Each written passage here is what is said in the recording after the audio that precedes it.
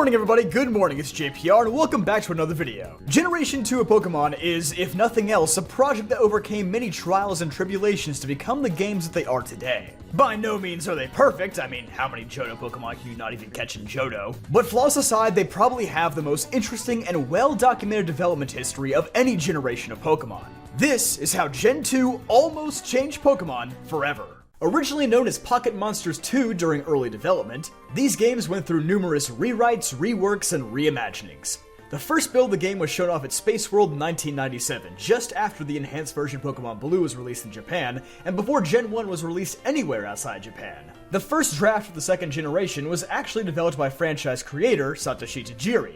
The game features tons of Pokemon that are now completely lost to time. Most notably, two of the starters were completely different. Kurusu was a small Loch Ness Monster-looking Pokemon, likely replaced by Totodile, and before Cyndaquil we had Honoguma, a small fiery bear cub.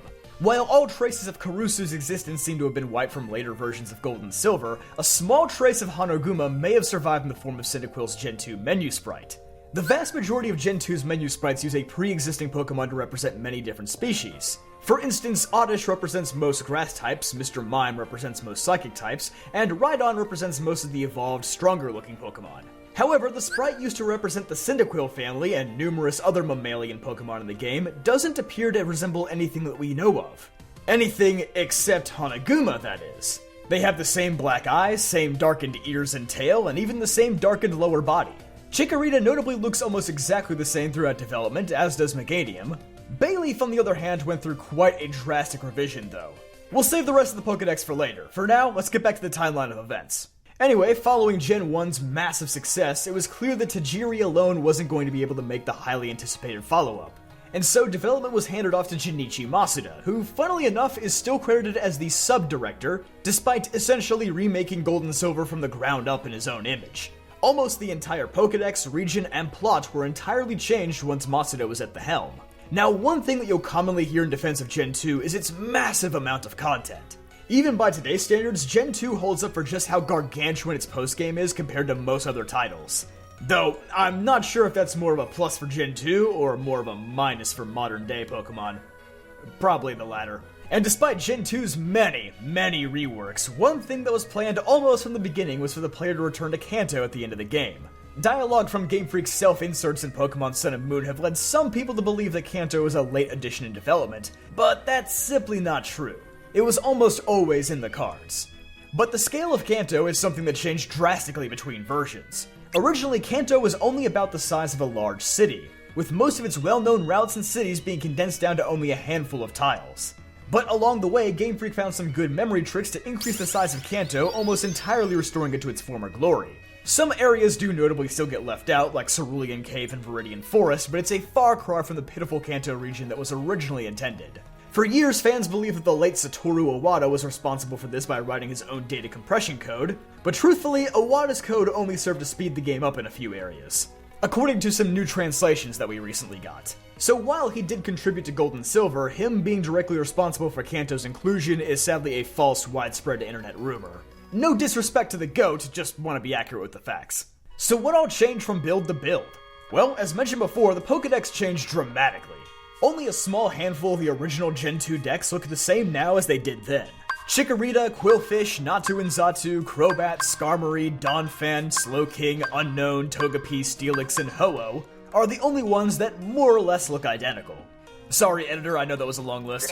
But considering more than 100 Pokemon ended up getting changed or scrapped entirely, the fact that only a dozen stayed the same boggles the mind a bit. Let's go over a few other highlights. Tangela is notably going to get the Roselia treatment this generation, gaining both a pre-evolution and an evolution that sort of resembles current-day Tangrowth. Speaking of pre-evolutions, baby forms of Meowth, Vulpix, Growlithe, Goldeen, Paris, and Mr. Mime were all scrapped.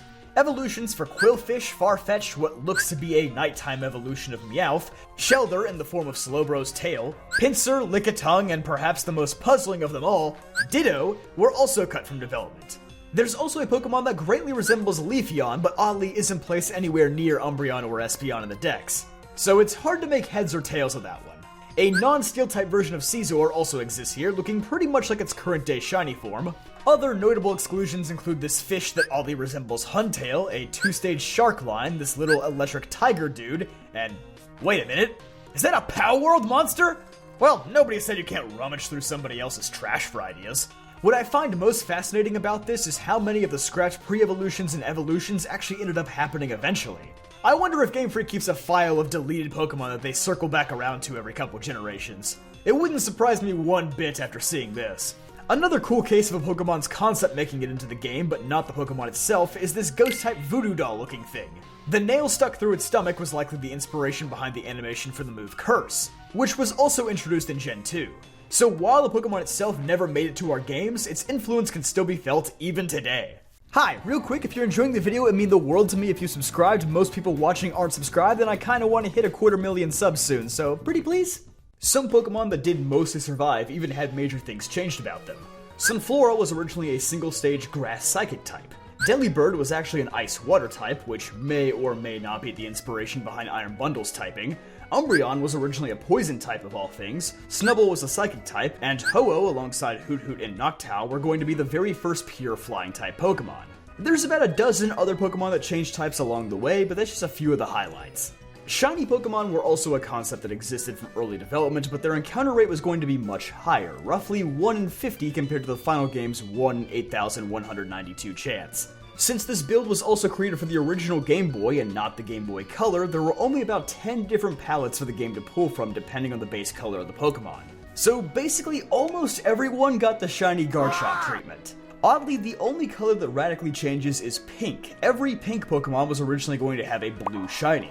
In the case of Marill, its shiny form actually ended up becoming its final design, replacing the pink form it was originally seen in.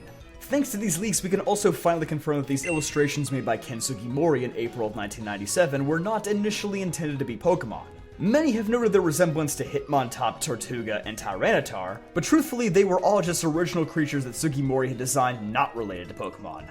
Hitmontop already had a different beta design at the time this creature was made. There was never any evidence in the early builds that ever suggested Tortuga being a Gen 2 Pokemon, and Tyranitar's entire evolution line isn't present in any of Gold and Silver's early builds. Obviously, all three of them eventually became Pokemon, but it wasn't as simple of a path as many imagined. One other change from the Space World demo that was discovered through the leaks that happened a few years ago was the lineup of the Elite Four, which originally consisted of Lorelei, Bruno, Misty, and possibly Giovanni. I say possibly because although he has the title of Elite Four member in his coding, he isn't placed next to the other members in the internal listing.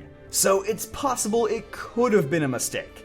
Misty is probably the most interesting case here though, as her inclusion is likely due to the fact that the early build of the Kanto region wasn't big enough to include gyms. Only a few tiles of Cerulean City were going to survive in the original cut, so while Kanto would be in the game, the Kanto gym leaders would not. Since Misty is probably the most popular Gen 1 character outside of Red and Blue, including her as an Elite Four member makes a lot of sense. However, in later builds of Gold and Silver, Misty and Giovanni were dropped, and Agatha actually made a return, reuniting the original Elite Four. However, between versions, Lorelei began to slowly morph into Karen, as the pose of her last known sprite almost completely matches Karen's from Gold and Silver. Agatha's time in the code was also very brief before she too would be replaced by Will. This was likely done after Johto's gym leader types were set to avoid repeating too many types. Although, Chuck and Bruno do share the same type at the end, so who really knows? Some other differences found from the earliest demo of the game include Bugsy and Whitney having their positions swapped, with Whitney being the second gym leader and Bugsy being the third. Which makes sense given that the bug catching contest happens just outside of Goldenrod, but I'm guessing that they are flipped just to better suit their town's environments. Chuck doesn't exist at all in the early version of the game, with Price being the 5th gym leader, followed by Jasmine as the 6th. Most interestingly, the 7th gym leader was actually meant to be in the Kanto region, and appears to be an early concept for Blue becoming the Viridian gym leader, though he oddly uses Red's overworld sprite as a placeholder. As for Johto itself, the region was actually meant to encompass all of Japan, not just the area surrounding real-life Kyoto and Osaka. This is part of the reason why the Kanto region was initially so small in early versions of the game, as it was meant to only be a sub-region within the larger region of Johto. Because of this, the actual map of Johto is almost entirely different from what appears in the beta. Other scrapped elements of the beta include held items that seem to function similar to many abilities that would later be introduced in Gen 3, like Immunity, Magma Armor, and Insomnia. Later versions of the game include a flag that is supposed to make Lugia always hold an item when it's encountered. The only problem is, Lugia holds no item. So perhaps at one point it was intended to have its own equivalent of Ho-Oh's Sacred Ash. I probably should have mentioned this earlier, but I have mentioned it in other videos, so I hope you can forgive me. But it is true that Lugia was not originally part of either version, with Ho-Oh originally serving as the mascot of both titles. Lugia was actually created by the anime's director Takashi Shudo, who created it to play a large role in the second movie. Originally, it was known as Pokemon X. No, not that Pokemon X, but rather just a placeholder name for an original creation. He himself later said that he was surprised to find out that Game Freak had added Lugia to Gen 2. And this is backed up by Lugia itself not appearing until the Tin Tower event file from March 1999, nearly 2 full years after development on Gold and Silver started.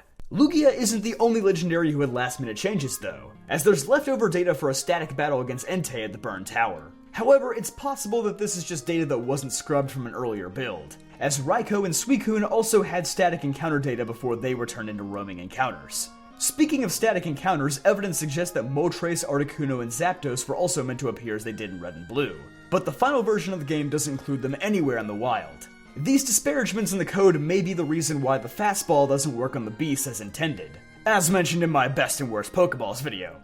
Hey, you should watch that one next. That tangent aside though, the game originally featured a skateboard as a key item instead of a bike, which is kinda crazy to think that it almost started a tradition of a completely different vehicle in every game. I prefer getting my legs chopped by a Razor scooter personally, but skateboards are cool too. The last builds of Gold and Silver also include many unused minigames, including a memory game that lasted all the way from the Space World demo, a poker game that got replaced with the card flip in the final version, and a slide puzzle where you could rearrange tiles to make pictures of Pokemon, somewhat similar to the puzzles found at the Ruins of Alph. There's even a mini-game on the title screen where you can play as a Pikachu that collects musical notes until it eventually catches up to and tackles a Jigglypuff. A reference to this minigame still exists in the final version of the opening cinematic. And honestly, I'm just scratching the surface of all the changes that were made. Say what you will about Gen 2, if nothing else, it perhaps has one of the most interesting development cycles out there. It's honestly amazing how different the final versions look compared to what they were originally planned to be. But hey, if you enjoyed this video, be sure to leave a like, subscribe for more videos just like this one, and I'll see you guys next time.